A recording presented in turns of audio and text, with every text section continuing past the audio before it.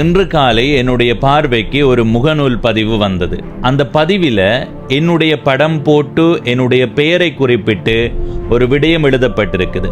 அந்த விடயத்தை பார்த்தபோது உண்மையிலே எனக்கு பயமாயிருக்குது. அந்த பதிவில் என்ன குறிப்பிடப்பட்டிருக்கின்றத இந்த காணொளியில் பகிர்ந்து கொள்ள போறேன். அதைவிட நிறைய பேர் என்னட்ட கேட்டது, இவ்வளவு பெரிய பிரச்சனை எல்லாம் போய்கொண்டிருக்குது, எல்லாத்துக்கும் குரல் கொடுக்கிற நீங்கள் இதில் எந்த விடயமுமே கதைக்கேல என்ற ஒரு கருத்தை சொல்லி இருந்தார்கள். இந்த இடத்துல நான் கதைக்காம இருந்ததுக்கான மிகப்பெரிய காரணம், நானும் யூடியூப் சேனல் வச்சிருக்கிறேன், நானும் ஒரு யூடியூபர்.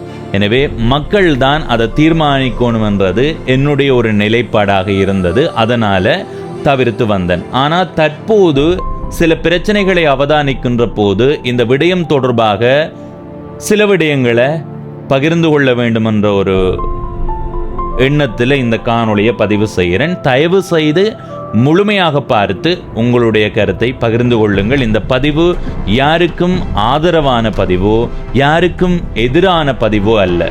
ஒரு யூடியூபராகவும் பெருமை மிக்க தமிழினத்தில் பிறந்த ஒரு தமிழனாகவும் இந்த காணொளியில என்னுடைய கருத்துக்களை உங்களோடு பகிர்ந்து கொள்ள போறேன்.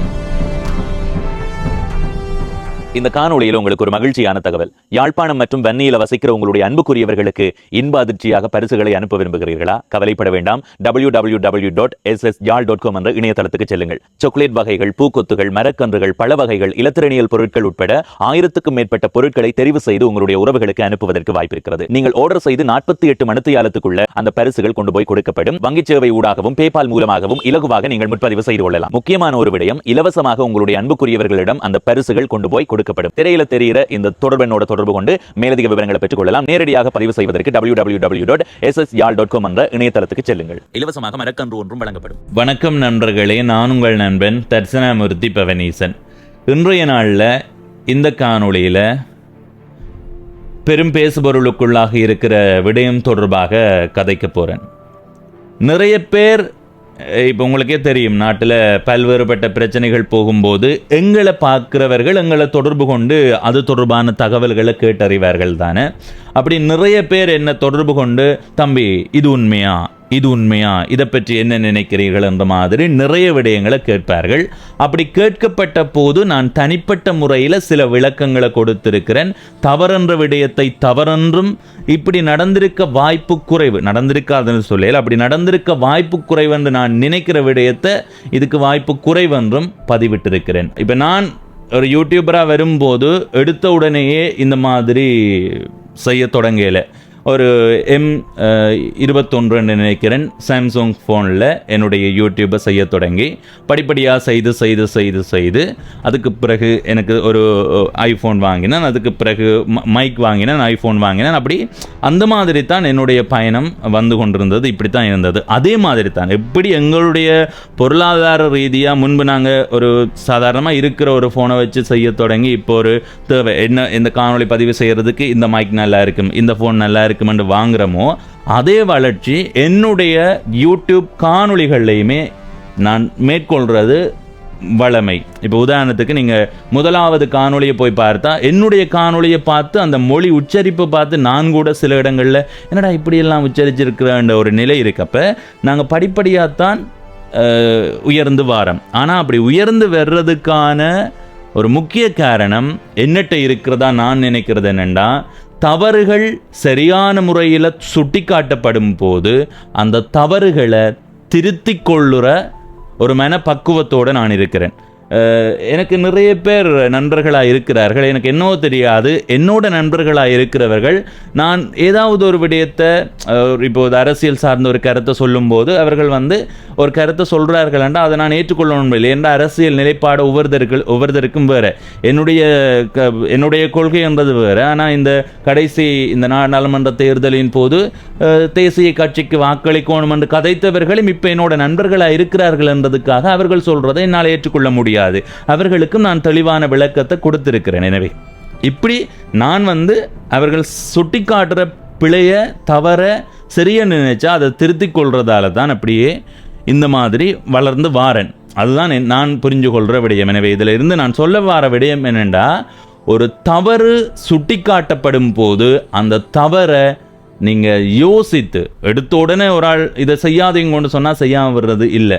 ஆனால் தவறுகள் சுட்டி காட்டப்படும் போது அந்த தவறுகளை திருத்திக் கொள்றதுக்கான மனநிலை இல்லை என்று சொன்னால் பாரிய அளவான விளைவுகளை எதிர்கொள்ள நேரிடும் என்று நான் முன்பும் பல இடங்களில் சொல்லியிருக்கிறேன்.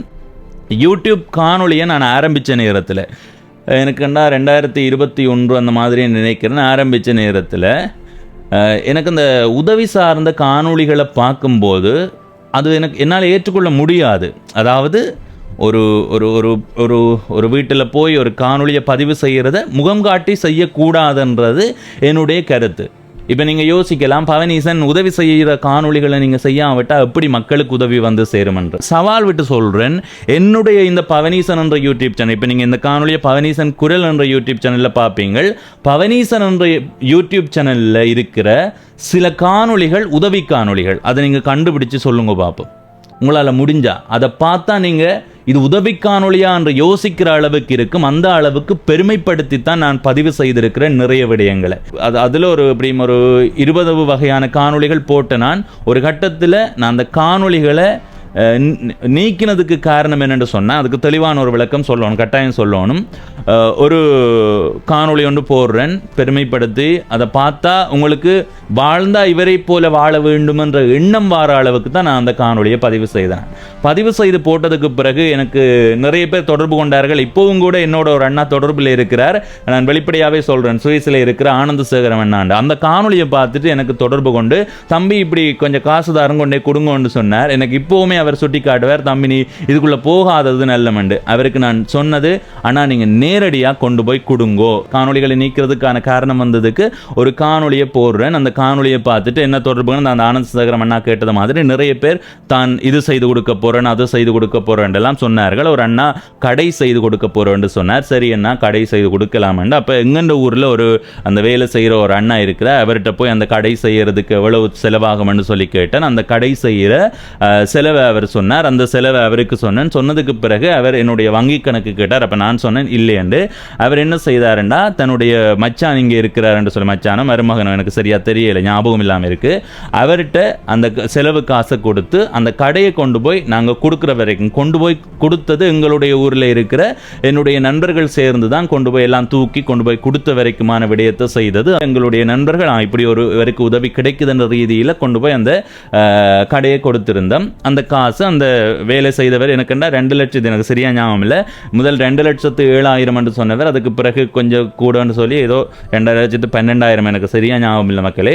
அப்போ அந்த மாதிரி சொல்லி பிறகு அந்த காசை அவர்கிட்ட கொடுத்தாச்சு. அதுக்கு பிறகு எனக்கு அவர் ஐபிசி தமிழில் இருந்த அந்த அண்ணா பழக்கம், நான் வானொலி கேட்கும்போது அப்போ அவர் என்ன தொடர்பு கொண்டு அவர் நல்ல பழக்கம் வந்ததால் அவர் எனக்குண்டா 65,000 ரூபா 75,000 காசு போட்டு, நானும் அதை ஒரு காணொலியாக போட்டேன்னா அதை அவர் கொண்டு போய் அவர்கிட்ட கொடுக்குறதா போடையில் ஒரு கடையில் போய் அந்த பொருட்களை வாங்கி கொண்டு போய் கொடுக்க போகிறோம்ன்றதோட நிறுத்தி கொண்டு நான் கொண்டு போய் கொடுக்குறத காணொலியாக பதிவு செய்யலை. அது கொடுத்ததுக்கு பிறகு சம்மந்தப்பட்ட ஐயாவை அந்த கடைக்கார ஐயாவோட காணொலியில் கதைக்க வச்சு விஷயம் முடிஞ்சது. இந்த மாதிரி அவருக்கு நிறைய உதவி போயிருக்கு. ஒரு கட்டத்தில் அந்த உதவியை பெற்றுக்கொண்ட அண்ணா சொல்கிறார், தம்பி நான் இந்த கடையை விற்க போகிறேன்னு. அவர் என்ன செய்கிறாருண்டா, ஒரு ஒரு ஒரு 2 லட்சம் ரூபாய்க்கு பொருள் கொடுக்கப்படுது என்று சொன்னால் அவர் விற்பனை செய்கிறார். முதலீடும் வருமானமும் லாபமும் சேர்ந்து வர காசு நாளாந்த செலவுக்கு அவருக்கு போய்கொண்டிருக்குது. ஒரு கட்டத்தில் அவர் பொருட்கள் வாங்குறதுக்கு காசு இல்லை. திரும்ப என்ன கேட்டார். அப்போ நான் சொன்னேன், உங்களுக்கு இந்த அளவு எனக்கு தெரிஞ்சு அவருக்கு எப்படி ஒரு 10 லட்சம் ரூபா அந்த மாதிரி போயிருக்குன்னு நினைக்கிறேன். இதை நீங்கள் காணொலியில் பார்த்துனீங்களா? ஆனால் அவருக்கு 10 லட்சம் ரூபா உதவி போயிருக்கா இல்லையா? அப்போ அந்த மாதிரி அவர் என்னட்ட கேட்குறார், தான் கடையை விற்க போகிறேன்டா. அப்போ நான் சொல்கிறேன், இல்லை, இந்த கடையை போட்டு தந்தவர்கள் உங்களுடைய இந்த தைரியத்தை பார்த்து போட்டு தந்தார்கள். நீங்கள் அப்படி விற்க போகிறீங்கன்னா சொல்லுங்க, இதை இன்னொரு ஆட்களுக்கு நாங்கள் கொண்டு போய் கொடுக்குறோம் என்று சொன்ன நேரத்தில் அவர் இல்லை நான் என்று சொல்லி அதுக்கு பிறகு கொஞ்சம் பொருட்களை வாங்கி போட்டு அவராக வாங்கி போட்டு அந்த கடையை நடத்தி கொண்டிருந்தார். ஒரு கட்டத்தில் எனக்கு வேறு தகவல்கள் மூலமாக வருது, அந்த அண்ணா கடையை விற்று போட்டாருண்டு. அப்போ இந்த இடத்துல நான் யோசித்தது, எவ்வளவோ துன்பப்பட்டு வேர்வை சிந்தி குளிர் காஞ்சு ஒரு 2,12,000 ரூபா கடைக்கு, அதை விட பொருட்களுக்கு வீதியில் கண்டவர்கள் எத்தனையோ பேர் அந்த காசை கொடுத்திருக்கிறார்கள். அந்த மாதிரி நிறைய விடயங்கள் அவருக்கு உதவியாக போய் சேர்ந்துருக்குது என்ன. அப்போ அப்படி இருக்கும்போது அவர் அந்த கடையை விற்றது எனக்கு நிறைய ஒரு தாக்கத்தை ஏற்படுத்தினது. அதனால் எனக்கு இந்த ஒரு குடும்பத்துக்கு மட்டும் கொண்டு போய் அந்த பணத்தை கொடுத்து அதை ஒரு குடும்பத்தோடையே அழிச்சு கொள்றதில் எனக்கு 100% உடன்பாடு இல்லை என்றதை நான் அந்த இடத்த முடிவு செய்கிறேன். அதுக்கு பிறகு கொஞ்ச நாளில் நான் சம்பந்தப்பட்ட நபரை சுட்டி காட்டி போடையில், ஏனென்றா அவரும் உண்மையிலே அவர் வறுமைப்பட்டவர், அவர் போரால பாதிக்கப்பட்டவர். அப்படி இருந்தாலும் கூட அவரை நாங்கள் முன்னுக்கு கொண்டு வந்து இவருக்கு இப்படி கடை போட்டு கொடுத்தனான், இவர் வித்து போட்டார்ன்னு சொல்லி அவரை அசிங்கப்படுத்துகிற மனநிலை எனக்கு இல்லை. அதனால் அந்த விடயத்தை நான் செய்யலை. அவருக்கு நான் சொன்னான், இனி அவரை நாளாந்தம் எப்பயாவது காணும்போது நான் அவரோட முகம் கொடுத்து கதைக்கிறதே இல்லை, சிரித்து போடுவேன்.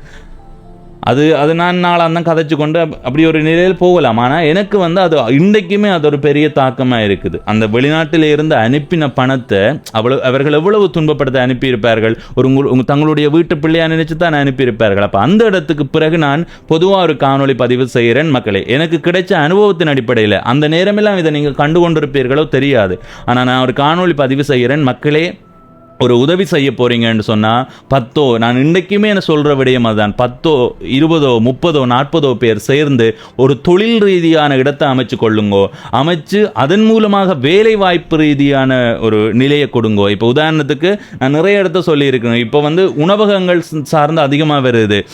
இந்த காணொலியை பார்க்குறவர்கள் இப்படி நீங்கள் செய்ய போகிறீங்க என்றால் நான் அதுக்கான வழிமுறைகளை சொல்கிறேன். நீங்கள் அதுக்கான ஒழுங்குகளை செய்து தரேன். ஏன்னா இப்போ சமூக வலைத்தளங்கள் ஊடாக வடிவாக மக்கள்கிட்ட கொண்டு போய் சேர்க்கலாம். நான் என்ன சொன்னேன்டா, ஒரு இடத்தை ஒழுங்கு செய்கிறீங்களா, ஒரு உணவகம் மாதிரி அமைக்கிறீங்க, நீங்கள் சம்பளமாக கொடுக்க போகிறீங்களா இல்லையண்டா, இல்லை அவர்கள் போடுற முதலீட்டுக்கு என்ன வருமானம் கிடைக்குதோ அதை கொண்டு போக போகிறார்கள் என்று யோசிக்கிறீர்களா? நீங்கள் என்ன செய்யலாம், ஒரு இடத்தை அமைச்சிட்டு அங்கே குட்டி குட்டி குட்டி கடைகளாக அமைச்சு ஒவ்வொருத்தரும், இப்போ அம்மாச்சி உணவகம் இருக்குதானே, அதே மாதிரி இதில் ஒரு இரவு நேர கடை மாதிரியோ இல்லையண்டா அசைவ கடை மாதிரியோ அமைச்சு அவர்களுக்கு ஒரு தனித்தனி கடையாக கொடுத்து அதில் அவர்கள் வாடகை தார மாதிரியும் அந்த கடை இந்த அளவுக்கு பெரிய அளவு சமூக வலைத்தளங்களூடாக கொண்டு போய் சேர்க்கப்படும் போது நிறைய பேர் அங்கே பொருட்களை வாங்குறதுக்கான வாய்ப்பு இருக்குது. அவர்களும் கௌரவமாக அந்த ஒரு விடயத்தை பெற்றுக்கொள்றதுக்கு வாய்ப்பு இருக்குது. அப்போ அப்படி ஒரு தொழில் ரீதியான விடயத்தை அமைக்கலாம். அது சம்பளம் கொடுக்குற மாதிரி இருந்தாலும் சரி, இல்லை இந்த கடையை நீங்களே நடத்துங்கோ, இதுக்கு இவ்வளவு வாடகை என்று அவர்கள்ட்ட வாடகையை பெற்று அதை இன்னொரு சின்ன ஒரு கடையை கூட்டுற மாதிரியான விடயமாக கொண்டு வர மாதிரி செய்யலாம். எனவே இது மாதிரி நான் முன்பு மக்களே தனிப்பட்ட முறையில் ஒரு குடும்பத்துக்கு சில அவசர தேவைகள் இருக்குது. இப்போ இப்படி சொன்னால் உடல் சார்ந்த நோய் சார்ந்த விடயங்கள்னா அதை கொண்டு போய் சேர்த்து அவர்களுக்கு பணம் கொடுக்க வேண்டும், அதில் மாற்றுக்கிறது இல்லை. ஆனால் ஒரு தனிப்பட்ட விடயமாக கொண்டு போய் ஒரு இடத்தை ஒரு பெரிய முதலை முடக்கிறதுன்றது நான் ஏற்றுக்கொள்கிறது இல்லை. அதுக்காக மக்களுக்கு உதவி போய் சேரக்கூடாதுன்றது என்னுடைய நோக்கம் இல்லை. நீங்கள் ஏற்றுக்கொள்கிறீங்களோ உங்களுக்கு தெரியுமோ தெரியாது, நான் என்னுடைய பணத்தில் இருந்து மாதத்துக்கு 15,000 ரூபாய் பல்கலைக்கழக மாணவி ஒரு ஆளுக்கு கொடுத்து கொண்டிருக்கிறேன். அதே மாதிரி இன்னொரு பல்கலைக்கழக மாணவிக்கும் என்னுடைய அண்ணா மூலமாக, அதுவும் தூரத்து இல்லை, என்னுடைய நெருங்கிய அண்ணா, என்னுடைய இரத்த சொந்த அண்ணாவினுடைய பணத்திலையும் நான் கொடுத்து கொண்டிருக்கிறேன். அப்போ இந்த மாதிரி நான் கொடுத்து கொண்டிருக்கிறேன். அதை விட நிறைய பேர் என்னோட தொடர்பு கொண்டு, தம்பி எங்களுக்கு முகம் காட்டெல்லாம் விருப்பமில்லை, யாராவது உதவி தேவைப்பட்ட எங்களுக்கு சொல்லுங்கன்னு சொல்லியிருப்பார்கள். யாராவது என்ன தொடர்பு கொண்டு கேட்கும்போது அவர்களுக்கு சொல்லுவேன், இந்த மாதிரி ஒரு கேட்டு இருக்கு, நீங்கள் செய்ய போறீங்கன்னா செய்யுங்கன்னா. நிறைய பேர் அந்த மாதிரி செய்திருக்கிறார்கள். இப்போ நாங்கள் உதவி காணொலி போலையில்ன்றதுக்காக நாங்கள் உதவியை எதிர்க்கிறவர்களோ நாங்கள் உதவி செய்யும் மனப்பான்மை அற்றவர்களோ என்பதை நீங்கள் புரிஞ்சு கொள்ளக்கூடாது. இது அதுக்காக சொல்கிறேன். அடுத்தது இன்னொரு சம்பவம் ஞாபகப்படுத்தணும். என்னுடைய காணொலியை பார்த்துட்டு அந்த அண்ணாவுக்கு, நான் அது ஏற்கனவே ஒரு காணொலியாக போட்டிருக்கிறேன், அந்த அண்ணாவுக்கு நான் உதவி காணொலி முகங்காட்டி போடுறது இல்லைன்னு அவர் என்ன தொடர்பு கொண்டார். ஒரு இடத்துக்கு போய் ஒரு அண்ணாவை பார்க்குறார். அந்த அண்ணாவை நான் எப்படி பார்க்குறேன்னு ஒரு ஊர் காணொலி பதிவு செய்ய போகும்போது அவர் ஒரு கால் இழந்த நிலையில் ஒரு மீன் பிடிக்கிறதுக்கு போய் கொண்டிருக்கிறார். அப்போ அவர் அதை பார்க்குறேன், நான் அவதானிக்கிறேன். பிறகு இவர் ஏதாவது உதவி செய்கிறதுக்கு யாராவது இருக்கான்னு கேட்ட நேரத்தில் நான் அவரை அந்த இடத்துக்கு கூட்டிக் கொண்டு போகிறேன். அந்த அண்ணாவோட கதைக்கிறார். கதைச்சதுக்கு பிறகு அந்த கால் இழந்த அண்ணாவுக்கு வாக்குறுதி கொடுக்குறார், நான் உங்களுக்கு ஒரு பைக் கொண்டு வாங்கித்தாரேன், நீங்கள் 100% பவனீசனை தொடர்பு கொள்ளலாம்ண்டு அவர் சொல்லி போட்டு அவர் போட்டார். ஆனால் அவர் என்னோட தொடர்பில் நான் தொடர்பு கொண்டு வேணுண்டா அந்த காலையில் இருந்த அண்ணா என்னை தொடர்பு கொண்டு தம்பி பைக்குன்னு சொன்னீங்க வாக்குறுதி வந்த நீங்கள் வாங்கி தெரியலேன்னு கேட்டது. அப்போ நான் அந்த அண்ணாக்கு அடிக்கிறேன், அவர் எடுத்துக்கொள்ளல. அப்போ நான் ஒரு காணொளி போடுறேன், இப்படி ஒருவர் வந்து இப்படி சொல்லி போட்டு போட்டார். இந்த காணொளியை பார்த்து யாராவது ஒரு பைக் வாங்கி கொடுக்கறதுக்கு முன்வருவீர்களாக இருந்தால் என்னோட தொடர்பு கொள்ளுங்கோ, நான் அந்த நபருக்கு பைக் வாங்கி கொடுக்குறேன், உங்கள் மூலமாக நேரடியாகவே நீங்கள் வாங்கலாம்னு சொல்கிறேன். அதே நேரத்தில் இன்னொரு வார்த்தை அதில் சொன்னால், நீங்கள் யாராவது முன்வராட்டியும் என்னுடைய சொந்த பணத்தில் என்ன துன்பப்பட்டாலும் நான் ஒரு பைக் வாங்கி கொடுப்பேன் என்று ஒரு வாக்குறுதியை கொடுக்குறேன். ஒரு சில நாட்களில் ஒரு அண்ணா தொடர்பு கொள்கிறார், அந்த அண்ணாவுக்கு காசு, அந்த அண்ணாவினுடைய கணக்குக்கு காசு போடப்படுகிறது. அவர் பைக்கை வாங்கி போட்டு எனக்கு புகைப்படம் அனுப்புகிறார், நானும் அந்த காசு தான் அந்த அண்ணாவுக்கு புகைப்படத்தை அனுப்பிவிடுறேன். இதெல்லாம் ஏன் சொல்கிறேன்னா, நாங்கள் உதவியை எதிர்க்கிறவர்கள் அல்ல, இப்படி உதவி நடக்க வேண்டும். அடுத்தது ஒரே ஒரு கேள்வி உங்களுக்கு கேட்குறேன். இந்த சமூக வலைத்தளங்கள் இல்லாட்டி உதவி செய்கிற மனப்பான்மை புலம்பெயர் தமிழர்களுக்கு வராதா? எனக்கு தெரியல. 2009ஆம் ஆண்டு யுத்தம் நிறைவடைந்து நான் நிறைய ஊர்களுக்கு போயிருக்கிறேன், அதால் சொல்கிறேன். யுத்தம் நிறைவடைந்து செட்டிக்குளம் முகாமில் எத்தனையோ பேர் முகாம்களுக்குள்ளே இருந்த போது அவர்களுக்கான உணவுப் பொதிகளை கொண்டு போய் சேர்த்ததில் புலம்பெயர் தமிழர்களினுடைய பணம் இருக்குது. இந்த யுத்தம் நடந்ததில் புலம்பெயர் தமிழர்களினுடைய பணம் இருக்குது. அதுக்கு பிறகு எவ்வளவோ விடயங்கள். 2020ஆம் ஆண்டுக்கு பிறகு தான் நீங்கள் யூடியூப் வருது. அப்போ 2009ஆம் ஆண்டில் இருந்து 2019 வச்சுக்கொள்வோம், 10 வருடங்கள் அந்த மனநிலையில் இருக்கிறார்கள் அவர்கள். எனவே அந்த உதவிகள் முன்னும் நடந்திருக்கு. ஆனால் இதுக்கு பிறகு அந்த ஒரு கலாச்சாரம் மாறி அது வந்து எங்கெண்ட இனத்தை வந்து இழிவுபடுத்துகிற மாதிரியான ஒரு நிலைக்கு போனதை நான் அவதானிச்சிருக்கிறேன். நீங்கள் ஒரு காணொளி பார்த்துருப்பீங்க, அதில் நான் சொல்கிறேன், எத்தனையோ பேர் என்னை தொடர்பு கொண்டு கேட்டார்கள் உதவி செய்கிறத விடயத்தை பதிவு செய்யுங்கன்னு. அப்போ நான் சொன்னது, இல்லை நீங்கள் நேரடியாக செய்யுங்கோ, உங்களுக்கு நான் நேரடியாக வழிகளை ஏற்படுத்தி தாரேன் என்று நிறைய விடயத்தை சொல்லி அவர்களை தெளிவுபடுத்துவேன். சில பேர் இல்லை பிரச்சனை இல்லை என்று போட்டு வேறு வழியில் உதவி செய்வார்கள். அது இப்போ நான் சொல்கிறது நேரடியாக தொடர்பு தாரணுன்னா, இல்லை அவர்கள் சொல்லுவார்கள் இல்லை இதை நேரடியாக ஒரு காணொலியாக போடணும் என்ற ஒரு மனநிலையில் இருக்கிறவர்கள் 100% இருப்பார்கள், அதில் மாற்று கருத்து இல்லை. எத்தனையோ பேர் தொடர்பு கொண்டு காணொலி பதிவு செய்து போடுங்க அப்படி இப்படின்னு கேட்டிருக்கிறார்கள். பிள்ளைக்கு பிறந்த நாள், அது பிறந்த நாள், இது பிறந்த நாள், திவசம் அப்படி இப்படின்னு எல்லாம் கேட்டிருக்கிறார்கள். ஆனால் நான் வந்து அதை செய்கிறதுக்கு முனையில் நேரடி தொடர்புதாரன் கேட்டிருப்பேன். அதை ஏற்றுக்கொள்ளாதவர்கள் இல்லை நான் செய்ய மாட்டேன் அவர்களுக்கு நேரடியாகவே சொல்லிவிட்டிருப்பேன். இப்போ இந்த விடயமெல்லாம் என்னுடைய நிலைப்பாடு ஒரு குழந்தையினுடைய முகத்தையோ இல்லை என்று சொன்னால் ஒரு ஏழ்மையில் இருக்கிறவர்களோ அல்லது முன்னாள் போராளிகளினுடைய நிலையோ அப்படி அந்த மாதிரி படம் பிடிச்சு காட்டக்கூடாதுன்றது என்னுடைய நிலைப்பாடு. இது இன்று நேற்று இல்லை, என்னுடைய யூடியூப் சேனல் பார்க்குறவர்களுக்கு தெரியும். 3 வருடங்கள் யூடியூப் ஆரம்பித்து ஒரு சில மாதங்களே நான் இந்த விடயத்துக்கு எதிராக காணொளி பதிவிட்டிருந்தேன். அந்த நேரமெல்லாம் நிறைய பேர் அமைதியாகத்தான் இருந்தீர்கள். சரி, அது வேறு விடயம், அது அப்படியே இருக்கட்டும். இப்போ இந்த பிரச்சனை போய்கொண்டிருக்குது தானே. ஒரு சிலர் என்னோட தொடர்பு கொண்டு கேட்பார்கள் தானே, இதை பற்றி என்ன நினைக்கிறீங்க அப்படி இப்படின்னு. அப்படி ஒரு முக்கியமான டிக்டாக் தளத்தில் இருந்து எனக்கு இந்த கேள்வி கேட்கப்பட்டது. அதுக்கு என்ன பதில் போட்டனான்றதை உங்களுக்கு வாசிக்கிறேன், சரியா? இதை வந்து நான் அதை பற்றி நான் அதிகமாக கதைக்க விரும்பலை, அதனால் என்னுடைய நிலைப்பாடு என்னன்றது இதை பதிவு செய்கிறேன். தம்பி, நீங்கள் என்ன நினைக்கிறீர்கள் என்ற ஒரு கேள்வி வருது. இதில் நான் பேர் சொல்ல மாட்டேன் யார் எனக்கு அனுப்பினதுன்றது, ஆனால் நான் அதுக்கு அனுப்பின பதிலை சொல்கிறேன். நானும் ஒரு யூடியூபர் என்பதால் எனக்கு போதுமான வருமானம் வருது என்பதை அடைப்புக்குள்ளே போட்டிருக்கிறேன். நானும் ஒரு யூடியூபர் என்பதால் பணம் திருடியிருப்பார் என்று பலர் சொல்வதை என்னால் ஏற்றுக்கொள்ள முடியவில்லை. ஆனால் திருடியிருப்பாரா இல்லையான்றது எனக்கு தெரியலை, ஏற்றுக்கொள்ள முடியவில்லை என்றதை தான் நான் அதில் சொல்லியிருக்கிறேன். ஏனென்றால் அவருக்கு நல்ல வருமானம் வரும், அவர் பணம் திருட வேண்டிய தேவை இல்லை என்று நினைக்கிறேன். ஆனாலும் அவர் அப்படி செய்திருந்தால் அது மக்களுக்கு செய்யும் மிக பெரும் துரோகம். அதற்கு இறைவன் மிகப்பெரிய தண்டனையை வழங்குவார் என்று எழுதியிருக்கிறேன். அடுத்தது, பண ரீதியாக எனக்கு சொல்ல தெரியவில்லை. நான் இப்போவுமே சொல்கிறேன், அந்த பண ரீதியாக வர விமர்சனம் உண்மையா பொய்யான்றதை தெரியல. ஆனால் அப்படி செய்ய வேண்டிய அவசியம் இல்லை வருமானத்தின் அடிப்படையில். அதை வச்சு தான் சொல்கிறேன். மற்றபடி செய்திருந்தால் பவனீசன் நீங்கள் செய்யலைன்னு சொன்னீங்க, பார்த்தீங்களா செய்திருக்குன்னு சொல்லுவீங்க. அதன் இந்த கருத்தை நீங்கள் தெளிவாக விளங்கிக் கொள்ளணும். பண ரீதியாக எனக்கு சொல்ல தெரியவில்லை, ஆனால் என்ன நடக்கிறது என்பதை பொறுத்திருந்து பார்க்க வேண்டும் என்று அவருக்கு சொல்லியிருக்கிறேன். அதுக்கு அடுத்தபடியாக பிரச்சனைக்கு வரேன். ஆனால் அவர் மக்களோடு கதைக்கும் முறை 1000% தவறானது. அதை நான் ஒருபோதும் ஏற்க மாட்டேன். ஏற்கனவே நான் அவருக்கு தனிப்பட்ட முறையில் குரல் பதிவாக அனுப்பியிருந்தேன். அவர்தான் அதை மாற்றிக்கொள்வதாக என்னிடம் தெரிவித்திருந்தார். நான் உண்மையிலே அந்த சம்பந்தப்பட்ட சில நபர்களுக்கு இந்த விடயத்தில் நீங்கள் தவறு செய்கிறீங்கன்றதை தனிப்பட்ட முறையில் எனக்கு யாரையும் வீழ்த்தோணுமெண்டோ யாரிலையுமே பொறாமையுண்டோ இந்த மாதிரி கருத்துக்கள் நிறைய வாரதால் இதை சொல்கிறேன். அந்த மாதிரி எனக்கு எண்ணமே இல்லை. நான் அந்த தனிப்பட்ட முறையில் குரல் பதிவை அனுப்பியிருந்தேன். அனுப்பின குரல் பதிவை போடுற அளவுக்கு நான் அநாகரிமானவன் அல்ல. நான் என்ன அனுப்பினான்றதை அவர் வேண்டுமென்றால் என்ன கேட்டுட்டு தன்னுடைய யூடியூப் சேனலில் போடலாம். ஆனால் நான் அவருக்கு குரல் பதிவை அனுப்பியிருந்தேன். ஓகே, இனி மாற்றுவோம் ஏதோ ஒரு விடயத்தை போட்டிருந்தார். சரி, இந்த வாட்ஸ்அப்பில் அவருக்கு அனுப்பினேன். அதை உங்களுக்கு சொல்கிறேன். அடுத்தது, இன உணர்வு சார்ந்த விடயங்களில் உதாரணமாக அந்த பேரை என்னால் உச்சரிக்க முடியாது. இப்போ நடந்து கொண்டது தவறு, அது எதுன்றது உங்களுக்கு தெரியும். அதனை ஏற்கனவே நான் அவருக்கு குரல் பதிவில் அனுப்பியிருந்தேன். அது தொடர்பாகவும் அவருக்கு குரல் பதிவில் அனுப்பினேன். சரி, அவர் பல விடயங்களை மாற்றிக்கொள்ள வேண்டும் தான். ஆனால் சமூக வலைத்தளங்களில் விமர்சிப்பவர்கள் பெண்கள் சார்ந்த விடயங்களோடு ஒப்பிட்டு கதைப்பது. உதாரணமாக ஒரு பெண்ணினுடைய, இப்போ நான் ஒரு அம்மாவோட கதைக்கிறேன்டா, இப்போ இதை நீங்கள் நிறைய பேர் எடுத்து அந்த மாதிரி பதிவிடலாம். ஆனால் நான் தெளிவாக என்னுடைய நிலைப்பாட்டை சொல்கிறேன். இதை ஏற்றுக்கொள்கிறவர்கள் ஏற்றுக்கொள்ளாது உங்களோட விருப்பம். ஆனால் தவறு நடந்தால் தவறுன்றதை நான் ஏற்கனவே சுட்டி காட்டி இருக்கிறேன். அவர் மக்களோடு கதைக்கும் விதம் 100 வீதம் இல்லை 1000 வீதம் தவறானதுன்றதை நான் சுட்டி காட்டி இருக்கிறேன்.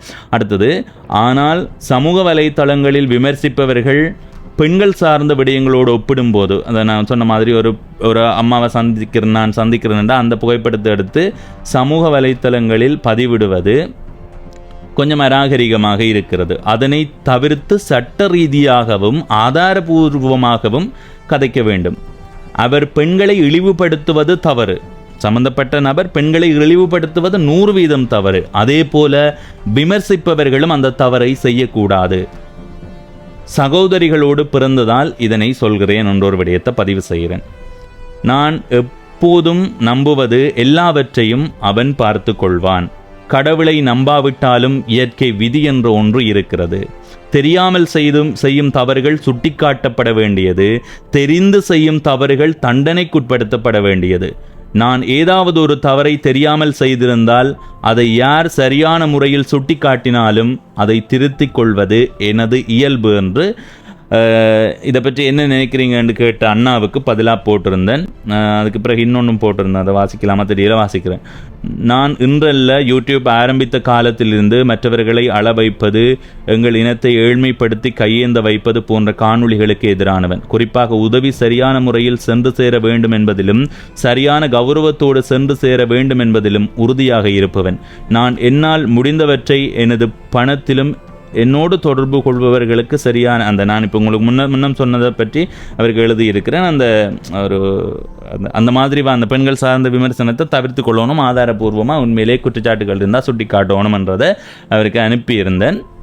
இதில் நான் சொல்ல வர விடயம் என்னென்னா, அதுதான் அந்த மாதிரி ஒரு விமர்சன முறைகள் தவறு. ஆனால் தவறுகள் சுட்டி காட்டப்பட வேண்டும் என்பதில் நான் உறுதியாக இருக்கிறேன். இப்போ அடுத்த விடயத்துக்கு வருவோம். இந்த மாதிரி நிறைய தவறுகள் இருக்குது. நான் குரல் பதிவை அனுப்பும்போது அந்த சம்மந்தப்பட்ட நபருக்கு அனுப்பினான் 3 மாதங்களுக்கு 3 மாதமா 11ஆம் மாதம்ண்டா 4 மாதம் ஆச்சுது. 11ஆம் மாதம் 27ஆம் தேதிக்கு பிறகு அனுப்பினான். நிறைய தவறு இருக்கு, அப்போ திருத்திக் கொள்கிறேன்னு சொன்னார். அப்போ நான் சொன்னான், இப்படியே போவியாக இருந்தால் உன் வாழ்க்கை தலைகீழாக மாறும், நீ நினைக்கிறது தலைகீழாக மாறும். அந்த குரல் பதிவை நான் போட்டால் அவங்களுக்கு விளங்கும். ஆனால் அதை நான் போட மாட்டேன். இதையும் நான் சொல்கிறேன்னா, நிறைய பேர் இதை பார்த்துட்டு பொறாமை அப்படி இப்படின்லாம் கதைப்பீங்க. சம்மந்தப்பட்ட நபருக்கு 3 மாதத்துக்கு முன்னம் அனுப்பினால் அவர்கள் அக்கறையில் அதை எடுத்துக்கொண்டதும் எடுத்துக்கொள்ளாதும் அவரவர் விருப்பம். இதில் யாரையுமே நான் குற்றம் சாட்டுறது இல்லை. சரி, இப்படியே இருப்போம். இந்த விடயம் அப்படியே போய் கொண்டிருக்குது. அடுத்த கட்டமாக என் சார்ந்த ஒரு பதிவு வந்திருந்தேன்னு சொன்னேன். நான் அந்த பதிவில் எழுதியிருக்கிறத வாசிக்கிறேன், வடிவா பாருங்கோ. சரியா? தட்சணாமூர்த்தி பவனீசன். தட்சணாமூர்த்தி பவனீசன் இவனிடம் கேட்டு படிக்கவும் கண்ணியமான யூடியூபராக வாழ்வது எப்படி என்று, எதற்கும் எனது பெயரையும் உனது பெயரையும் காப்பாற்றிக் கொள்ளவும் பவனீசா ஒரு பதிவு. இப்போ இந்த இடத்துல கண்ணியமான யூடியூபராக வாழ்வது எப்படி என்று என்னிடம் கேட்டு தெரிந்து கொள்ளவும் என்ற ஒரு விடயம் இருக்குது தானே. இதை பார்த்து நான் பெருமைப்படையலை, உண்மையை பயப்படுறேன். ஏனெண்டா நான் திரும்பவுமே சொல்கிறேன், நான் தவறு விடாமல் இல்லை. ஆனால் எந்த இடத்துலையுமே நான் என்னுடைய இனம், என்னுடைய அம்மா அப்பா, என்னுடைய அக்கா தங்கச்சி நான் எப்படி பார்க்குறனோ அதே மாதிரி தான் எல்லா இடத்தையுமே பார்க்கணும். சில நகைச்சுவையான விடயங்கள் என்னுடைய காணொலிகளில் இருக்கும். ஒரு பெரியவரோட கதைக்கும் போது நாங்கள் ஒரு காணொலி ஒன்று பதிவு செய்திருந்தோம். போகும்போது ஒரு தாத்தா நின்றார். தாத்தாவை கேட்டேன், தாத்தா இந்த சைக்கிள் என்ன விலை என்று. தாத்தா சொன்னார் 380 ரூபான்னு. 380 ரூபான்னு சொல்ல, அப்போ நான் இப்படி பேசுக்குள்ளால் எடுத்து 350 ரூபா கொடுக்க அந்த தாத்தாவும் சிரிச்சார். எனக்கும் அதில் மகிழ்ச்சியாக இருந்தது. அப்படி சில விடயங்களை செய்கிறேன். சில விடயங்கள் நாங்கள் நகைச்சுவையாக செய்யும் போது கூட அது சில பேரால் ஏற்றுக்கொள்ள முடியாது. அப்போ அப்படியான விடயங்களை நாங்கள் தவிர்த்து கொள்வது வளமை. மற்றபடி நாங்கள் பதிவிட்டது முடிந்த அளவு 100% அது திருப்தியாக இருக்கணும் என்றதுக்காகத்தான் பதிவிடுவோம். அப்படி ஏதாவது ஒரு சுட்டி காட்டப்படுற விடயம் வந்தால் நீங்கள் என்னோட தொடர்பு கொண்டு சொல்லலாம், பவனீசன் இந்த காணொலியில் இந்த விடயம் தவறாக இருக்குன்னு சொன்னால் நான் சரி என்ன பார்க்குறேன் என்று சொல்லி அதை பார்த்து உடனடியாக அதுக்கு நடவடிக்கை எடுக்கக்கூடிய மனநிலையில் இருக்கிறேன். ஏனென்றா நாங்கள் பார்க்குற விதம் ஒன்று, மக்கள் பார்க்குற விதம் ஒன்று. எனவே இந்த மாதிரி ஒரு விடயம் இருக்குது. இப்போ இந்த அண்ணா சொன்னதில் எனக்கு ஏன் பயம் வருதுண்டா, நான் இதுவரைக்கும் திருப்தியாக இருக்கணுமென்ற ரீதியில் எனக்கென்று ஒரு தர்மம் இருக்குது, ஊடக அறம் என்று ஒன்று இருக்குது, ஊடகத்தில் எப்படி நடந்து கொள்ளணுமென்றது இருக்குது, ஊடகத்தில் எப்படி சில விடயங்களை செய்யணும். இப்போ ஒரு யூடியூபரோட ஒரு காணொலி என்று போட்டார். அப்போ நான் அந்த விடயத்தில் சொன்னான், நீங்கள் அந்த பேரை தவிர்த்திருக்கலாம் என்றது. அது யாருன்றது சொல்ல விரும்பலை, அது நீங்கள் நினைக்கிற ஆளும் இல்லை. அப்போ அந்த பேரை தவிர்த்திருக்கலாம் என்ற ஒரு விடயம் சொன்னால், அந்த காணொலி போட்டதுக்கு பிறகு இந்த விடயத்தை நீ தவிர்த்திருக்கலாம் என்று சொன்னேன். ஏன்னா சில விடயங்கள் நாங்கள் கதைக்கலாம், இப்படி வெளிப்படையாக கதைங்க. இப்போ இன்றைக்கு நான் கதைக்கிறதுல கூட ஏதாவது ஒரு விடயம் மற்றவர்களை பெரிய அளவு பெயர் சொல்லி கதைச்சா அது அவர் மட்டும்தான் என்ற ஒரு நிலைக்கு போகிறதுக்கு வாய்ப்பு. அதால தான் நான் பெயர் சொல்லாமல் கதைச்சு கொண்டு இருக்கிறேன். பெயர் சொல்லி கதைக்கிறதுன்றது பெரிய வேலையுமே இல்லை, அது யாருக்குமே எனக்கு பயப்பட வேண்டிய அவசியம் இல்லை. ஏன்னா நான் எப்பவுமே நம்புறது இது கடவுள் சார்ந்த விடயம் இல்லை, முருகனை. நான் முருகனை நம்பின ஒரு நிலையே அதுக்கு வேறு, அது எனக்கு பின்னால் ஒரு பெரிய கதையே இருக்குது. அப்போ அப்படி இருக்கும்போது நான் எப்போவுமே உண்மையாக இருக்கணும், நேர்மையாக இருக்கணும்ன்றதை அப்படி வாழணுமென்று வாழ்ந்து கொண்டு இருக்கிறேன். என்னுடைய வாழ்க்கையிலேயும் ஒரு சில விடயங்கள் எதிர்பாராத விதமாக எனக்கு நம்பிக்கை கொடுத்து சில துன்பங்களை தந்தவர்கள் நிறைய பேர் இருக்கிறார்கள். அப்போ அதையெல்லாம் நான் அவர் எனக்கு துன்பம் தந்துட்டார், இது செய்துட்டார் என்று போட்டு அவருடைய புகைப்படத்தை போட்டு இவர் தான் செய்தார் என்று அவருடைய தொடர்பெண்ணை போடுறது எந்த அளவுக்கு நல்லதுன்றது எனக்கு தெரியலை. அது இப்போ கடந்த காலங்கள் உங்களுக்கு தெரிஞ்சிருக்கும் என்னுடைய சேனல் பார்க்குறவர்களுக்கு. அந்த மாதிரி என்னுடைய வாழ்க்கையில் சின்ன சின்ன விடயங்கள் என்னுடைய வாழ்க்கையில் நான் நேர்மையாக இருக்கணும்னு இருந்தாலும் இப்படி ஒன்று வாரது என்ன நேர்மை தவற வைக்கிற ஒரு சூழ்நிலைக்கும் கொண்டு போயிருக்குது. ஆனாலும் அதில் மிக உறுதியாக இருந்து நிறைய இடங்களில் நடந்து கொள்கிறேன். அதனால் இந்த அண்ணா போடும்போது இந்த அண்ணா என்ன நம்புகிறார் என்ற ஒரு எண்ணத்தில் நான் இன்னுமே அந்த விடயத்தை கவனித்து கொள்ளணும். என்ன ஒரு அண்ணா கண்ணியத்தோடு நடந்து கொள்கிறாருண்டா, கண்ணியம்ன்ற வார்த்தை பெருமை பெற வார்த்தை இல்லை. என்ன இன்றைக்கு கண்ணியமாக நடந்து கொள்கிறேன்னு சொல்கிற அண்ணா நாளைக்கு பவனீசன் உன்னை எவ்வளவு நம்பின, நீ இப்படி ஒரு விடயத்தை செய்வேன் யோசிக்கலை என்று சொல்கிற அளவுக்கு நான் நடந்து கொள்ளக்கூடாது என்ற பயம் எனக்குள்ளே வருது. அந்த பயம் என்ன நல்ல முறையில் வாழ வைக்கும். இப்போ தான் நான் அந்த விடயத்துக்கு வரேன். இப்போ சமூக வலைத்தளங்களில் பார்த்தா யூடியூபர்கள் தொடர்பான அவதூறு அது இது அப்படி இப்படி என்று நிறைய விடயங்களை பகிர்ந்து கொண்டிருக்கிறீர்கள். இந்த யூடியூப்பை முடக்கணும் அது இது அப்படி இப்படி என்ற ஒரு விடயம் சொல்லி உங்களுக்கு தெளிவாக சொல்கிறேன். இந்த யூடியூப் மூலமாக வெளிநாட்டில் இருந்து எவ்வளவு பணம் நாட்டுக்கு வருதுன்றதை நீங்கள் யோசித்து பார்த்தா இந்த நாடு இப்படி ஒரு நிலையில் இருக்கும்போது இந்த யூடியூப்பை தடை செய்யுமா இல்லையா? தடை செய்யாது. தடை செய்கிற ஒரு கட்டத்துக்கு வராது, அது உறுதியாக உங்களுக்கு சொல்கிறேன். எனவே இந்த யூடியூபர்களை திருத்துறதுக்கு நீங்கள் வழிநடை எடுக்கணுமெண்டா. இப்போ நான் சரியாக இருக்கிறேன்றது எனக்கு தெரியாது. இப்போ நான் என்னை பொறுத்த வரைக்கும் நான் ஏதாவது ஒரு தவறு விட்டால் நீங்கள் என்ன கேட்குறதுக்கு கிடையாது. அப்பா பிடலியை பொத்தி அடிச்சு இது என்ன இதுன்னு சொல்லி கேட்குற அளவுக்கு தான் நாங்கள் வீட்டு இருக்குது. நான் ஏதாவது ஒரு விடயத்தை கதைச்சா சித்தப்பா உடனே அப்பாவுக்கு பேசுவார், என்ன இவன் கதைச்சி வச்சுருக்காண்டு. அண்ணா கேட்பார், என்ன கதைச்சி வச்சுருக்காண்டு. அப்போ அந்த இதில் இப்போ யாருமே எதுவும் தெரியாமல் இல்லை. உலகத்தில் நிறைய இப்போ சாதாரண ஒரு சின்ன பிள்ளை கூட கெட்ட வார்த்தை கதைக்கிற அளவுக்கு மாறி இருக்கு. அப்போ யாருக்குமே எதுவும் தெரியாமல் இல்லை. இப்போ எனக்கு கெட்ட வார்த்தை தெரியாதுன்னு இல்லை, ஆனால் நான் யூடியூப்பில் கெட்ட வார்த்தை கதைக்கலாமா? கதைக்கலாது. கதைச்சா நாளைக்கு அப்பா என்ன செய்வார்? எனக்கு அடிப்பார். அம்மா பேசுவார். என்னுடைய அக்கா தங்கச்சி நாளைக்கு போகும்போது என்னடி உண்டா தம்பி இந்த கெட்ட கதையெல்லாம் கதைச்சு கொண்டு திரியாண்டு கேட்பாங்களா இல்லையா? அப்போ அப்படியான ஒரு நிலைக்கு நாங்கள் போகக்கூடாதுன்றதுல நான் உறுதியாக இருக்கிறேன், நான் சரியாக இருக்கணுமென்று இருக்கிறேன். அப்போ இந்த மாதிரி விமர்சனம் செய்யக்கூடியவர்கள் நீங்கள் என்ன செய்யணுமெண்டா, விமர்சியுங்கோ சரியான ஒரு கௌரவத்தோட விமர்சியுங்கோ. பவனீசன், நீங்கள் இந்த காணொளியில் இந்த விடயத்தை பதிவிட்டது எங்கள் இனத்தை இழிவுபடுத்துவதாக இருக்கிறது. நீங்கள் இப்படியான விடயங்களை தவிர்த்து கொள்வது உங்களுடைய எதிர்காலத்துக்கு நல்லது. இப்படி தான் நான் சம்மந்தப்பட்டவருக்கும் குரல் பதிவை அனுப்பினேன். அது வேறு விஷயம். ஆனால் இதே மாதிரி ஒரு விமர்சனம் எனக்கு வரும்போது நாங்கள் ஒரு மூளையை பயன்படுத்தாமல் மனசை பயன்படுத்துவோம். ஐயோ, இப்படி ஒரு அக்கறையோடு இந்த அண்ணா எனக்கு சொல்கிறாரு. அப்போ அப்படி விமர்சித்து கொண்டு இருங்கோ. இப்போ நான் எப்போவுமே நம்புறது, நான் எங்கே போகும்போது இலங்கையை சுற்றி போகும்போது நான் இன்றைக்கு அந்த காணொலி ஒன்று போட்டு விட்றேன், இதில் போடுறேன் பாருங்க. ஏற்கனவே நான் ஒரு தடவை இந்த அரிசிமலை பகுதிக்கு வந்திருக்கிறேன். இப்படி ஒரு விகாரை இதில் இருந்ததுக்கான அடையாளமே இல்லை. ஆனால் இப்போ ஒரு பெரிய விகாரை கட்டி கொண்டிருக்கிறார்கள். இது தொடர்பாக நான் ஒரு பாட்டு பாட போகிறேன். ஆடாத ஆட்டம் எல்லாம் ஆடினவ மண்ணுக்குள்ள போன கதை உனக்கு தெரியுமா, நீ கொண்டு வந்ததென்ன. இந்த பாட்டுக்கான அர்த்தம் நிறைய பேருக்கு விளங்கும் நினைக்கிறேன். இதை நாங்கள் என்ன சொல்கிறோம், மற்றவர்களை வெறுப்பேற்றி, மற்றவர்களை கவலைப்பட வச்சு, மற்றவர்களை துன்பப்படுத்தி என்ன செய்கிறோமோ அதுக்கான பலன்ன்றது ஒரு நாள் கிடைக்கும். அது அந்த நேரம் அதை நீங்கள் பொறுத்திருந்து பாருங்கள் என்று சொல்வார்கள். பொறுத்திருந்தே பாருங்க.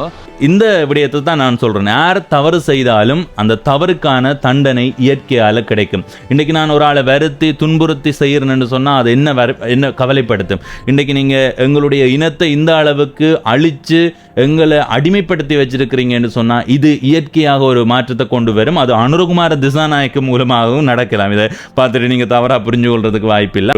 பேச்சுக்காக சொல்கிறோம். நீங்கள் என்ன இது அண்டு போட்டு என்ன வந்து என்ன ஏதாவது பின்னணியில் ஏதாவது இருக்கான்னு கேட்குற ஒரு பின்னணியும் எனக்கு இல்லை.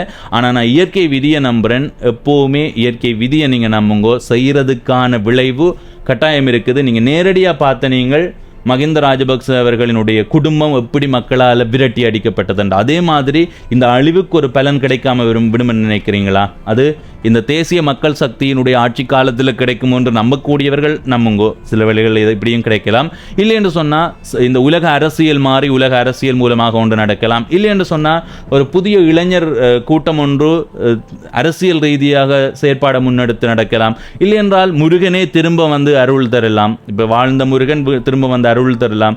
இதெல்லாம் நான் 100% ஆணித்தனமாக நம்புகிறேன்.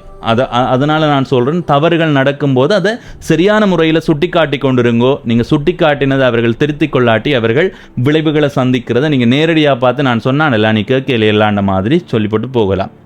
அடுத்தது, இந்த அண்ணா சொன்னதில் எனக்கு பயம் வருதுன்னு சொன்னதுக்கு காரணம் இதுதான். என்ன நல்லதுன்னு சொல்லும்போது எனக்கு ஒரு பயம் வரும்.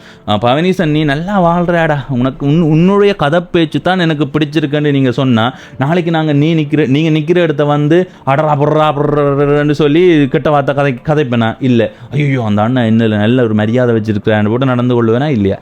இதே மாதிரி நீங்கள் யூடியூபர்களுக்கு சுட்டி காட்ட வேண்டியது, இந்த மாதிரி காணொளி போடுங்கோ. இப்போ உதாரணத்துக்கு நான் ஒரு 100 காணொளி போட்டிருக்கிறேன்னா அந்த 100 காணொளியில் 2 காணொளி எடுத்து சுட்டி காட்டுங்கோ.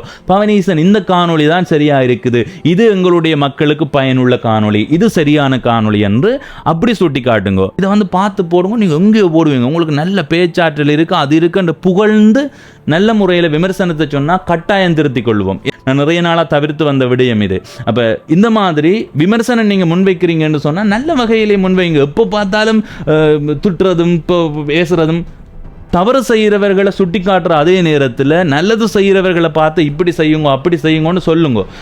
நாளைக்கு சொல்லுங்க, உஷாந்தனுடைய காணொலியில் இதை பாருங்கோ, இது நல்லா இருக்குது, இந்த மாதிரி காணொலியை செய்யுங்கோ. KS சங்கரனுடைய இந்த காணொலியை பாருங்கோ, இதே மாதிரி செய்யுங்கோ.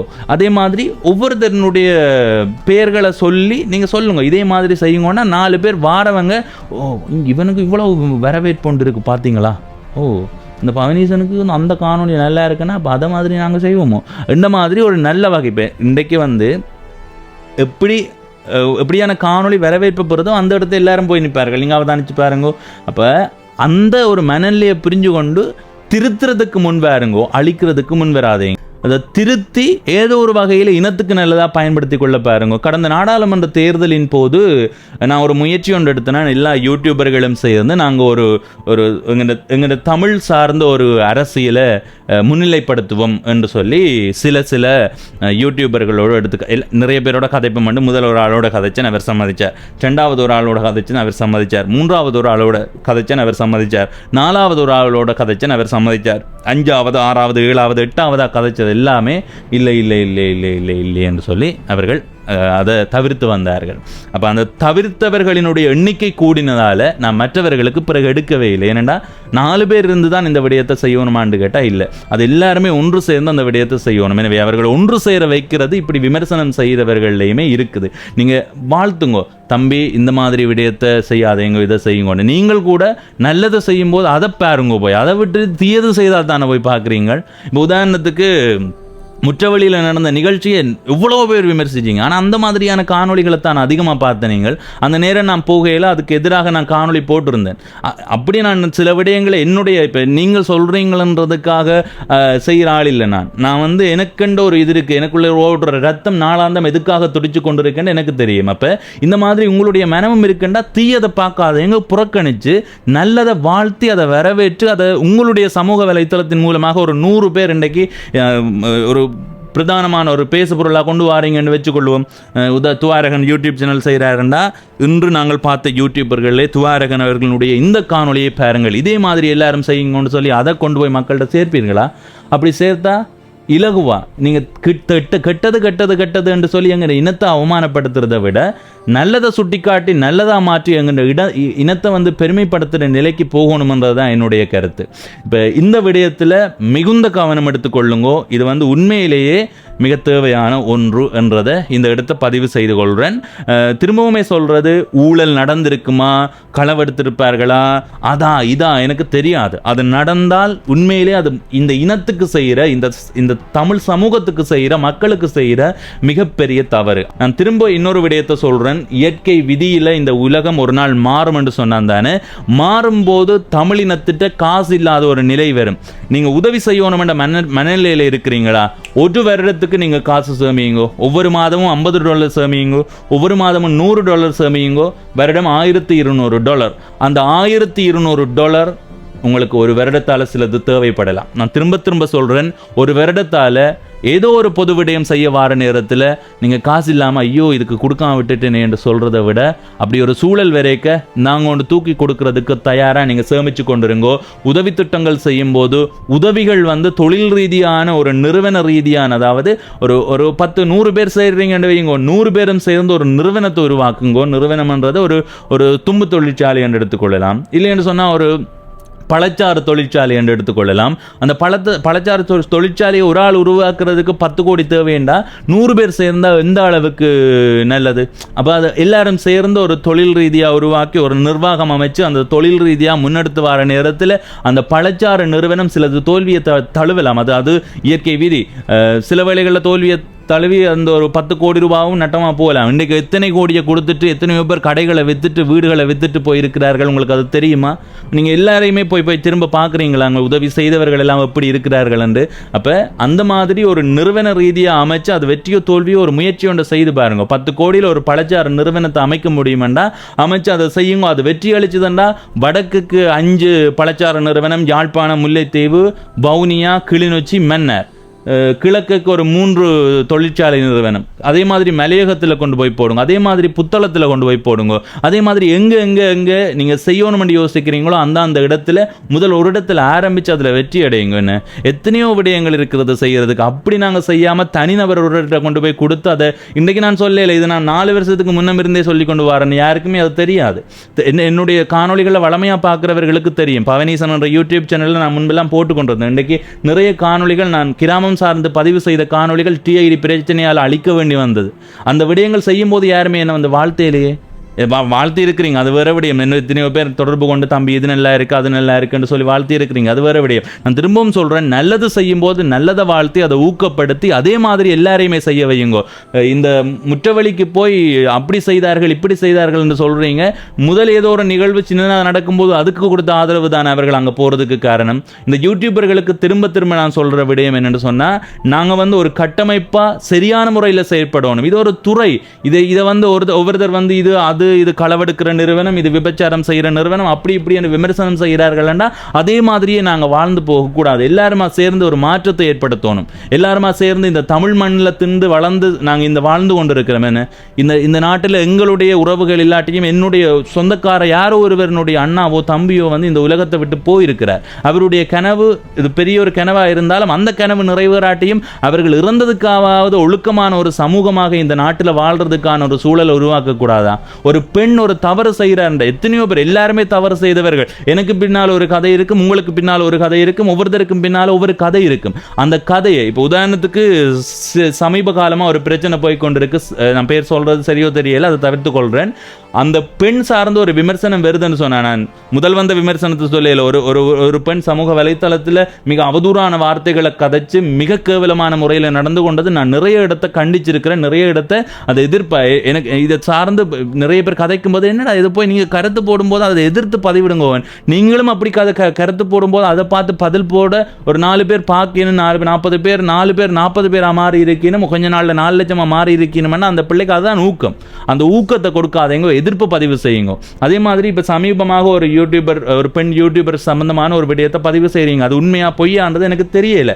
அது உண்மை பொய் என்ற விடயத்துக்குள்ள போக தேவையில்லை. இந்த தமிழ் சமூகம் எப்படி வாழ வேண்டும் என்பதுக்கு இப்போ வாழ்கிற காலம் மிகப்பெரிய உதாரணமே இல்லை. தவறு செய்கிறவர்கள் எல்லாருமே இருக்கிறார்கள். இன்றைக்கு நான் தவறு செய்யலாம், நீங்கள் தவறு செய்யலாம், உங்களுக்கு பின்னுக்கு ஒரு கதை இருக்கலாம், எனக்கு பின்னுக்கு ஒரு கதை இருக்கலாம். என் சார்ந்த உண்மையை உங்கள்கிட்ட கொண்டு சேர்க்கலாம். இந்த காணொலியை பார்த்துட்டு யாரோ ஒருவர் என்னை பற்றி பொய்யையும் கொண்டு சேர்க்கலாம். நான் உண்மையென்று சொல்லுவேன். சமூக வலைத்தளத்தில் இருக்கிற அந்த பெண் சார்ந்த ஒரு விமர்சனத்தை முன்வைக்கிறீங்க.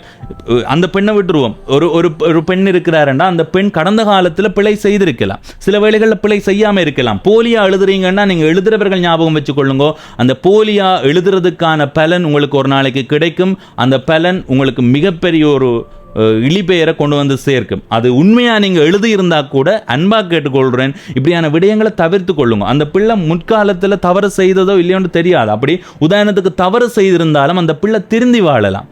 எத்தனையோ பேர் அம்மா அப்பாவுக்கு தெரியாம சில தவறுகளை செய்திருப்பார்கள், யாரும் தெரிந்து செய்யறதில்லை. சில பேர் எல்லாரும் யாருக்கும் நான் ஆதரவா பதிவு செய்யலை. இப்ப நடக்கிற சம்பவத்தை விட்டுருங்க. ஒரு பிள்ளை தவறு செய்திருக்கிறாருன்னா அம்மா அப்பாவுக்கு தெரியாம ஏதோ ஒரு காதல் வயப்பட்டோ ஏதோ ஒரு வகையில் ஒன்று நடந்திருக்குன்னு சொன்னா அந்த பிள்ளை அம்மா அப்பாவுக்கு தெரியாம சரி இது நீ அம்மா அப்பாவுக்கு தெரிஞ்சா அம்மா அப்பாவுக்கு பெரிய ஒரு மன உளைச்சல்ல கொண்டு விடும். எனவே நான் இனி வரும் காலங்களில் திருந்தி வாழணும் என்று வாழ்ற எத்தனையோ பேர் இருக்கிறார்கள்.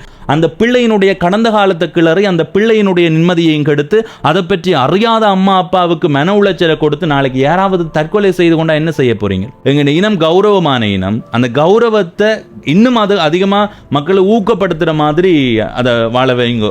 இதுக்கு ஒரு பெரிய உதாரணம் சொல்லணும். நிறைய பெண்கள் அணியிற ஆடைகள் ஏற்றுக்கொள்ளக்கூடியதா இருக்காது. ஒரு பெண் நல்ல வடிவா ஆடை அணிகிறாருண்டா ஒரு நிகழ்வுக்கு போகும்போது எல்லா பெண்களும் அந்த பெண்ணை பார்த்துட்டு அட நான் இப்படி போடுறேன், இந்த ஜீன்ஸை போட்டு கொண்டு தெரியும், அந்த பிள்ளையை பார் அந்த சேலை கட்டி இருக்க இப்படி இருக்குன்னு சொல்லி அந்த பிள்ளையை பார்த்து நாளைக்கு 4 பிள்ளைகள் சேலை கட்டணும். அதை நீங்க ஊக்குவிக்கணுமே தவிர இன்னொரு பிள்ளை அது தவறுண்டா அதை சுட்டி காட்டி சம்பந்தப்பட்டவரோட தொடர்பு கொண்டு இப்படி தகவல் வந்திருக்கு பிள்ளை நீங்க இந்த விடயத்தை அது உண்மையா என்றதை ஆராய்ஞ்சு அந்த விடயத்தை செய்யணும். அதை விட்டுட்டு இப்படி எழுதி ஒரு அநாகரிகமான இனமா எங்களுடைய இனத்தை மாற்றக்கூடாது. இந்த சமூக வலைத்தளங்கள் யாழ்ப்பாணத்தில் மட்டுமா பார்க்கப்படுகிறது? மன்னாரில் மட்டுமா? வடக்கு கிழக்கில் மட்டுமா? தமிழர்களுக்கு மட்டும்தான் தமிழ் தெரியும்னு நினைக்கிறீங்களா? தமிழ்நாட்டில் நடக்கிறது என்ன? எத்தனையோ பேர் தமிழ் தெரிஞ்சு தமிழராக வாழ்ந்து கொண்டிருக்கிறார்கள், அது தெரியுமா? அப்போ எங்களுடைய இனத்தினுடைய ஒரு ஒரு கௌரவத்தை நாங்களே கேவலப்படுத்துகிற மாதிரி இழிவுபடுத்துகிற மாதிரி இல்லையா? இன்றைக்கு ஒரு பெண்ணுக்கு நடக்கிற போது அதை பார்த்து சிரித்து கைகொட்டி அது இதன்று கருத்து போடுறவர்களினுடைய வீட்டில் நாளைக்கு வரும்போது அதை ஏற்றுக்கொள்றதுக்கான மனநிலை உங்கள்கிட்ட இருக்குமெண்டா கொண்டாடுங்க. கட்டாயம் சொல்கிறேன், எதுக்குமான ஒரு விளைவு இருக்குது. ஒரு பிள்ளை முன்பு தவறு செய்திருந்தா தவறு செய்யலையா, அது தேவையில்லை. தவறு செய்திருந்தா கூட அந்த பிள்ளை திருந்தி ஒரு நல்ல நிலையில் வாழுதுன்னு நினைச்சாவது அந்த பிள்ளையை விட்டுட்டு போக வேண்டாமா? இப்போ இப்படியான விடயங்களை தயவு செய்து கவனத்தில் எடுத்துக்கொள்ளுங்கோ. யூடியூபர்கள் தடை செய்ய வேண்டும், யூடியூபர்கள் திருடர்கள். எல்லாருமே திருடர்கள் இல்லை. யூடியூபர்கள் வந்து நீங்கள் ஒரு பேரை குத்தி எல்லாருமே அப்படின்னு சொல்ல முடியாது. யூடியூப்ன்றது இனி ஒரு காலத்தில் சமூக வலைத்தளம், எதிர்காலத்தில் சில வேளைகளில் யூடியூப் உலகமே அழிஞ்சு போகலாம். இல்லைன்னு சொன்னால் யூடியூப்பினுடைய அந்த தொழில்நுட்பம் இன்னும் மாறிக்கொண்டு தான் போக போகுது. ஒரு 10 வருஷம் கழிய யூடியூப் இல்லைன்னு வச்சுக்கொள்வோம். யூடியூப் மாதிரி இன்னொன்று வந்து தான் இருக்க போகுது. எங்களுடைய திறமையை நான் நம்புகிறோம். நான் பவனீசன், என்னால் கதைக்க முடியும், என்னால் நிறைய விடயங்களை பதிவு செய்ய முடியும் என்ற மாதிரி முன்னைய காலத்தில் பத்திரிகை துறை, வானொலி துறை, தொலைக்காட்சி துறை இருந்து இப்போ வந்து சமூக வலைத்தளத்துக்கு வந்திருக்கு. இன்னொரு 100 வருடத்தால் இதை விட கீழ் நிலைக்கு போய் திரும்ப வானொலி என்ற ஒரு நிலைக்கு வந்து அங்கே வானொலியில் வேலை செய்யக்கூடிய அளவுக்கு என்னோட திறமை இருக்குது. நான் அதை வளர்த்து வச்சிருக்கிறேன். அதே மாதிரி இதை விட தொழில்நுட்பம் வளர்ந்தாலும் என்னுடைய திறமையை வச்சு நான் வாழ்கிறதுக்கான நிலையோடு இருக்கிறேன். எனவே ஒரு யூடியூப் ஒருத்தர் அப்படி 2 பேர் அப்படின்றதுக்காக எல்லாரையுமே அப்படி காட்டி இதை வச்சு இதை நீங்கள் அழிக்கிறதுக்கு பார்க்குறத விட நல்லதை வாழ்த்தி அதை ஊக்குவிச்சு அதை நல்ல நிலைக்கு கொண்டு போங்க. எதிர்காலத்தில் ஒரு அரசியல் தேர்தல் வார நேரத்தில் கடந்த காலங்களில் நாங்கள் விட்ட தவறுகளை தாண்டி திருத்தி ஒரு நிலைக்கு எல்லா யூடியூபர்களையுமே மன ரீதியாக வர வைக்கணும். நான் சொன்ன மாதிரி நல்லது செய்கிறவர்களை, பவனீசன் நீங்கள் வந்து இந்த அரசியல் சார்ந்து செய்கிறது நல்லா இருக்குது, அதே மாதிரி துவாரகன் நீங்கள் இது செய்கிறது நல்லா இருக்குது, கே சங்கர் நீங்கள் இது செய்கிறது நல்லா இருக்குது, உஷாந்தன் நீங்கள் இது செய்கிறது நல்லா இருக்குது, அப்படி என்று சொல்லி ஒவ்வொரு விடயத்தையுமே சுட்டி காட்டி இப்போ நிறைய பேர் சொல்லிலேருந்து நீங்கள் யோசிக்க வேண்டாம். இப்போ உதாரணத்துக்கு ஏனெண்டா இவர்கள் என்னோட ஐபிசி தமிழில் வேலை செய்யும் போது பழக்கமானவர்கள், டக்கண்ட அவர்களுடைய பெயர் ஞாபகம் வந்துடும், அவ்வளவுதான். இன்றையில இருந்து ஆரம்பிப்போமே, நல்லது செய்கிறது வாழ்த்துவோமே. எத்தனை பேர் இருக்கிறீங்க வாழ்த்துறதுக்கு? யாருமே இல்லை, வாழ்த்த மாட்டேங்க, தூற்றி எல்லாமே. அந்த ஒரு எனக்கு தெரிஞ்சு இப்போ ஒரு சில வருடங்களில் இந்த இனத்தை வந்து கேவலப்படுத்துகிற மாதிரி தான் நடந்து கொள்கிறார்கள். அது யார் அதை ஊக்குவிக்கிறார்கள் என்று தெரியல. இன்றைக்கு மக்கள் ஊக்குவிக்கலாம், நாளைக்கு உங்களோட வீட்டில் ஒன்று நடக்கலாம். அதே மாதிரி நிறைய விடயங்கள் ஊழல் செய்கிறவர்களுக்கும், களவு செய்கிறவர்களுக்கும், மற்றவர்கள் அள வைக்கிறவர்களுக்கும், மற்றவர்களை கேவலப்படுத்துகிறவர்களுக்குமான தண்டனை அதே வழியில் அவர்களை போய் சேரும். தவறுகளை திருத்திக் கொள்பவன் தான் மிகச்சிறந்த மனிதனாக உயர்ந்து நிற்பான். இது என்னுடைய ஒரு பெரிய நம்பிக்கை. அந்த நம்பிக்கையோட பயணம் செய்கிறேன். இந்த காணொலியில் திரும்பவும் சொல்கிறேன், காசு சேமித்து வைங்கோ. 1 வருடத்திலேயோ 2 வருடத்திலேயோ தேவைப்படலாம். நன்றி, வணக்கம். ஏனெண்டா சில வேளைகள் ஒரு 10 பேர் சேர்ந்து ஒரு நிறுவனத்தை அமைப்போம், வடக்கு கிழக்கில் ஒரு பெரிய தொழில்பேட்டையை அமைப்போம் என்று சொல்லி வரும்போது உங்களுக்கு அவரில் நம்பிக்கை இருந்து நீங்கள் அதுக்கு கடன்பட்டு கொடுக்க தேவையில்லை. சேமித்து வைங்க. இல்லைன்னா நீங்கள் சேமித்து வச்சு நாட்டுக்கு வரும்போது கொண்டு போய் நேர கொடுங்கோ. நான் ஏற்கனவே ஒரு காணொலியில் பதிவிட்டுருக்கேன். எங்கேயா அந்த இது பதிவு செய்ய போனாங்க, வாதரவத்தைக்கு போகும்போது அதில் சொல்லியிருக்கிறேன். நீங்கள் வெளிநாட்டிலேருந்து வாரீங்களா, வந்து இடம் சுற்றி பார்க்க போவீங்க தானே. போகும்போது 1 வருடத்தால் வர போகிறீங்கன்னா ஒவ்வொரு மாதமும் $100 சேமிங்கோ. $1200. இங்கே எவ்வளவு? 1 லட்சத்துக்கு 3 லட்சத்துக்கு கூடடா என்ன, 2,80,000 3 லட்சத்துக்கு கூட வரும். 3 லட்சத்துக்கு கூடின காசை நீங்கள் கொண்டு வரீங்க.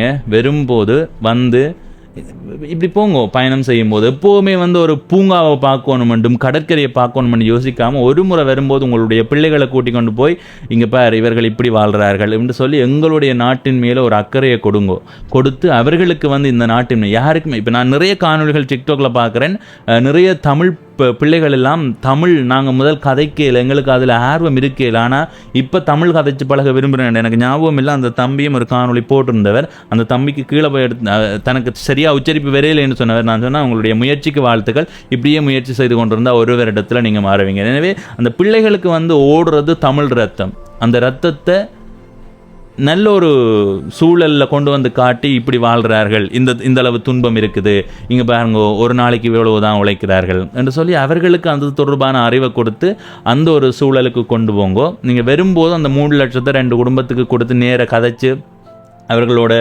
பொழுதுபோக்கி கொடுத்துட்டு போகிறது வந்து பொருத்தமாக இருக்குமென்றது என்னுடைய கருத்து. அடுத்தது இன்னொரு முக்கியமான விடயம் சொல்லணும். 3 லட்சம் புலம்பெயர் தமிழர்கள், உதாரணத்துக்கு சொல்கிறேன், புலம்பெயர் தமிழர்கள் இருக்கிறார்கள் என்று வைப்போம். அதில் 2 லட்சம் புலம்பெயர் தமிழர்கள் முன்பு போனவர்கள் அங்கே அவர்களுக்கு பிள்ளைகள் பிறந்திருக்கு. 1 லட்சம் புலம்பெயர் தமிழர்கள் இங்கே பிறந்து 18 வயதிலையும் 20 வயதிலையும் போனவர்கள். அவர்களுக்கு இங்கே தெரியும்.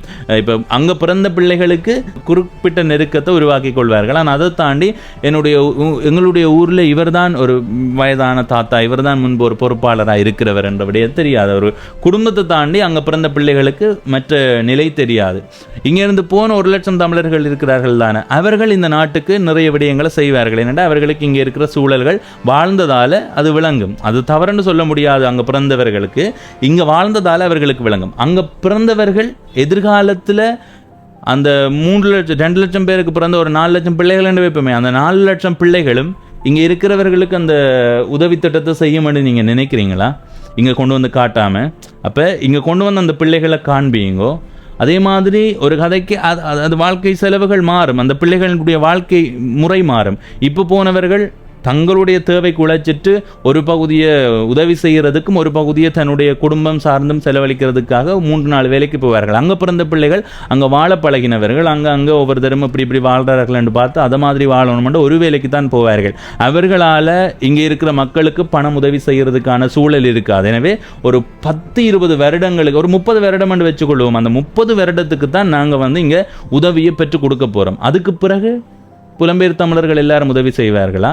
புலம்பெயர் தமிழர்களாகவே அவர்கள் இருக்க மாட்டார்கள். அவர்கள் புலம்பெயர்ந்தவர்கள் அல்ல, அங்கு பிறந்தவர்கள். புலம் என்றால் நிலம், நிலத்தில் இருந்து இடம் பெயர்ந்தவர்கள் தான் புலம்பெயர்ந்தவர்கள் சொல்கிறோம். அப்போ அங்கே பிறந்தவர்கள் ஒரு 100க்கு 10% தான் இங்கே உதவி செய்வார்கள். அப்படி ஒரு சூழ்நிலையெல்லாம் யோசித்து தொழில் ரீதியான ஒரு நிறுவன ரீதியான அமைப்பை கொண்டு வந்து அப்படி செய்யுங்க.